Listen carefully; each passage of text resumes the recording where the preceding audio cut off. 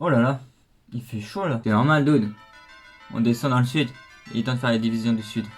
Et c'est tout de suite. Salut, sur le foot ES, bien le bonjour. Aujourd'hui, on se retrouve pour faire le bilan des deux divisions du sud, donc NFC Sud, puis l'AFC Sud. Et on commence tout de suite par la NFC Sud. La NFC Sud, c'est la division où on a eu le dernier gagnant, Tampa Bay Buccaneers. Mais avant de passer à eux, nous allons commencer par toute notre équipe, Atlanta Falcons. Atlanta Falcons termine avec 4 victoires pour 12 défaites dans cette saison. Elle aura connu une très belle saison offensivement avec Matt Ryan qui a trouvé Calvin Ridley malgré l'inconstance de Dijon Jones pour la première fois cette saison. À la course, c'était plutôt décevant avec Todd Gurley en meneur d'homme de cette équipe de coureurs mais qui est plus que l'ombre de lui-même et qui malheureusement n'a pas supporté cette équipe. Et la ligne offensive n'a-t-elle pas été garantie de protection pour son QB. La défense est mi-figue mi-raisin avec qui est dans le top 10 à la course mais qui est surtout dans les dernières à la passe qui vaudra à Dan Quinn. Et oui, parce que pour l'énième fois, les Falcons vont faire une saison mauvaise, décevante, et Dan Quinn sera finalement limogé pendant la saison. Ce sera Arthur Smith qui le remplacera, qui vient tout droit des Titans. Pour Atlanta, ce ne sera pas une intersaison facile avec le départ d'Alex Mack sur la ligne, alors qu'elle est déjà défaillante, et Nick Cunningham. De plus, ils n'ont pas de casse-pace, donc pour s'en passer, ce sera pas évident, il faudra donc passer par la draft notamment. Nous continuons tout de suite avec une autre équipe qui veut l'incuber, les Carolina Panthers. Carolina Panthers ont un bilan similaire avec 5 victoires et 11 défaites, mais je trouve le contenu un peu plus intéressant. On a eu un Teddy Bridgewater peu convaincant avec des stats quand même honorables. Moi, je ne trouve pas qu'il est mauvais, mais c'est sûr que il a atteint sûrement ses limites, pas le potentiel pour aller plus haut. Si on doit résumer Teddy Bridgewater, c'est un QB moyen et qui a besoin d'être très bien entouré. Il a été plutôt bien entouré cette saison avec une bonne escouade de receveurs homogènes, sans réel peut-être numéro 1, mais vraiment homogène, qui est vraiment intéressant. Et aussi une ligne qui a su le protéger.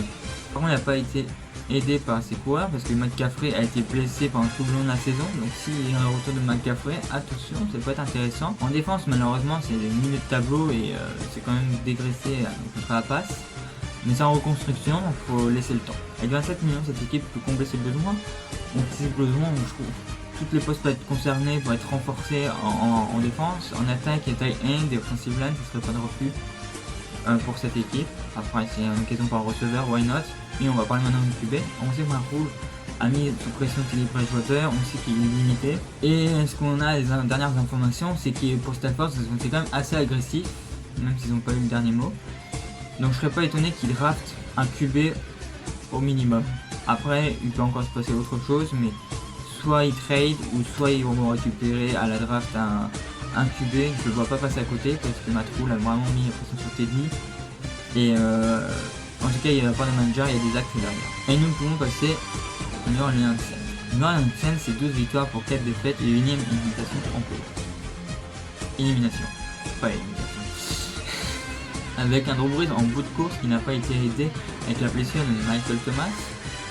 Il a su compter sur une ligne toujours si solide et un running back toujours si polyvalent en donnant Alvin Kamara qui est juste incroyable. Donc un très bon jeu au sol, mais rien en difficulté pour un fan fossoyeur Sean Payton. Défensivement, c'était vraiment un plaisir à voir cette équipe en étant la 4ème meilleure de la ligue et en portant cette équipe. Et cette équipe a carrément gommé les errances de Drew Brees pendant cette saison, parce que ça a été vraiment une fondation, qui a été aussi bonne à la course que contre la passe. Lors de cette intersaison, cette équipe va perdre beaucoup d'éléments et va devoir accepter de dégraisser et perdre en qualité. Parmi ces free agents, on en a 3 à notifier. Marcus Williams, le free safety, Trey Hendrickson, le meilleur secteur de l'équipe, ou encore Jared Cook, le tight end. Et c'est pas avec le salary cap qu'ils pourront les récupérer, parce qu'avec moins 65 millions, c'est le pire salary cap de la ligue. D'ailleurs, je sais même pas comment ils ont pu être à ce niveau-là. Anyway, pendant ces playoffs, on a bien vu que Drew Brees était fini. Il devrait sans doute prendre sa retraite. Parce que c'est vraiment lui qui élimine son équipe avec ses 3 interceptions. Et on sent bien que c'était un peu comme les Steelers. C'était cette défense qui portait l'équipe. Et que maintenant, Drew Brees va passer à la main. C'est une légende de cette franchise. Moi, je l'adore personnellement. C'est mon joueur favori.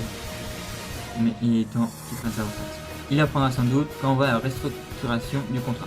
Pour cette équipe, ça va être très difficile de combler ses besoins avec 65 millions dans le négatif dans le salary cap. Oui, je sais même pas encore comment c'est possible. Et les besoins sont quand même défensivement sont assez nombreux. Sur la ligne, et la ligne arrière. Il faudra retoucher là où ils ont perdu les éléments en free agency. Mais ce sera peut-être pas plus grave. Jared Cook ne pourra pas être remplacé. Et au niveau QB, on ne sait pas ce sera qui le prochain QB. Jameis Winston est le grand favori, mais il est free agent pour le moment. Et on verra si d'autres équipes vont dessus. Chicago pourrait être intéressé notamment. Donc une free agent. Donc une intersaison assez mouvementée à venir en Louisiane. Maintenant nous passons aux champions en titre, les Bucks. Les Bucks, est-ce qu'on doit parler de leur saison avec un bilan de 11 victoires pour 5 défaites? Mais surtout la 7ème bague de Tom Brady et la 2ème pour cette franchise. Et plus sérieusement, cette équipe a été vraiment impressionnante lors de ses playoffs, à l'image de la défense, une défense qui a été très bonne contre la course lors de la saison régulière, mais qui avait des difficultés contre la passe et qui a été complètement gommée par le coach Tom Bowles et par les joueurs aussi, qui a été mené aussi par un front seven incroyable et surtout moi les 3 linebackers. Offensivement ça n'a pas été aussi brillant, mais quand on voit la qualité de l'équipe, offensivement c'est aussi du très lourd, mais ça ne joue pas au maximum que ça pourrait jouer à cause de la tactique de Bruce Arians qui joue beaucoup en profondeur, qui a fait que Tom Brady a toujours un taux d'interception très élevé à cause de cela, alors que c'était plutôt un game manager.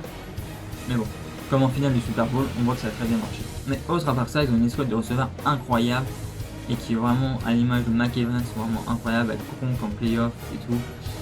Ça a été vraiment magique. Après, c'est contre la course qui a posé plus de questions lors de la saison régulière, mais qui lors des playoffs a fait la job pour être là, et c'était le plus important. Est-ce que je dois parler de la ligne offensive qui était jeune, mais qui a passé un gap pendant ces playoffs?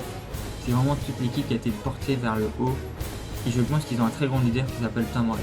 Lors de cette intersaison, ils ont que 27 millions de cap, et je pense que ces 27 millions de cap space, ils vont aller directement chez les 2 linebackers, Shaquille Barrett et Lavonte David, qui sont free agents. Et il faudra donc pour cette équipe accepter de perdre des éléments, comme Chris Godwin, un receveur que j'aime beaucoup. Et voilà pour la NFC Sud. Maintenant passons à la NFC Sud. Et on commence tout de suite par les Texans. 4 victoires pour 12 défaites et surtout une catastrophe industrielle. Cette équipe avant la saison a été quand même une équipe qui était régulièrement en playoff et qu'on pouvait, je veux dire, pouvait être contender pour le titre. Et ça a été un désastre au total. Alors c'est une équipe qui a été portée par son QB, Deshaun Watson, qui est un excellent QB qui fait avec rien autour beaucoup de choses. Après rien autour, c'est un grand mot, je veux bien l'accepter. Car il y a quand même 2 très bons receveurs qui est Will Fuller et Brandon Cooks. Mais ne sont pas des mots de Hopkins qui a été tradé pour quelques tours de draft et surtout en échange de quoi un QB, un running back. Et le running back en question c'est David Johnson, et comme on s'y attendait, les Texans ils ont été perdants. Et la ligne offensive, entre lui et la ligne offensive, ça a été plutôt une catastrophique. Et c'est là que les mots de Deshaun Watson commencent. De son côté la défense, c'est pas une belle défense non plus, c'est pas été beau à voir. Et il y a eu une série de défaites en début de saison qui a coûté la place de Bill O'Brien, justement. Donc là, on arrive à cette intersaison. DJ Watt est coupé, en accord avec la franchise. Et on a Deshaun Watson qui veut partir. Et rassurez-vous, fans du Texan, je ne crois aucunement que Deshaun Watson va partir. Car pour moi, il y a 2 équipes qui pourraient le récupérer, les Jets et les Miami. Et les 2, ils n'ont pas l'air de vouloir sacrifier leur tour de draft pour se QB. Parce que quand on voit le prix de Stafford, on se dit que le prix de Deshaun Watson, c'est pas 3 pour sa jeunesse. Au moins x2. Donc ça rend vraiment les choses très chères. Et c'est pour ça que je ne crois pas à un trade de Watson. Et c'est plus pour faire parler en cette intersaison. Parce qu'on est un peu dans un creux de news pour le moment. Donc il n'y a que 10 millions de cap space pour cette équipe avec le cut de DJ Watt. Donc ça fait vraiment très peu et la reconstruction va donc se faire sur la longueur. Il faudra être patient pour cette équipe. Et pour David Culley, ancien assistant et coach des Ravens. Et dans tout ça, ils vont quand même perdre quelques free agents comme William Gray. Dans tout ça, ils vont perdre aussi quelques free agents comme Will Fuller et Vernon Hargreaves. Donc les besoins sont quand même nombreux, que ce soit en attaque ou en défense. Donc la ligne offensive, les receveurs, tous les postes en fait effectivement hors du QB. Et défensivement, c'est pareil, tous les postes sont concernés. Donc reconstruction, sans space, va avoir bricolé les 2 prochaines années pour cette équipe. Et ça fait que ça va être encore plus compliqué que d'autres franchises parce qu'ils n'ont pas de premier et deuxième tour de draft cette année. Donc merci Bill O'Brien pour tout ça. Et nous pouvons passer à Indianapolis Colts, une équipe qui fait plus plaisir que les Texans sans aucun doute. Pour 11 victoires et 5 défaites, cette équipe a a été la dernière saison dont on ne sachait pas à l'époque les Philip Rivers. Il a fait plutôt une bonne saison qui a été un peu régulier, mais c'est sûr qu'on connaît un peu une régularité légendaire, donc ça reste un très bon QB. Et en playoff, ils ont été éliminés de peu par les Bills, ça s'est joué, il n'y a pas grand chose, c'était le match de Walter le plus plaisant, c'était le premier d'ailleurs. Et peut-être même un des meilleurs des playoffs parce que c'était deux belles équipes qui se confrontaient.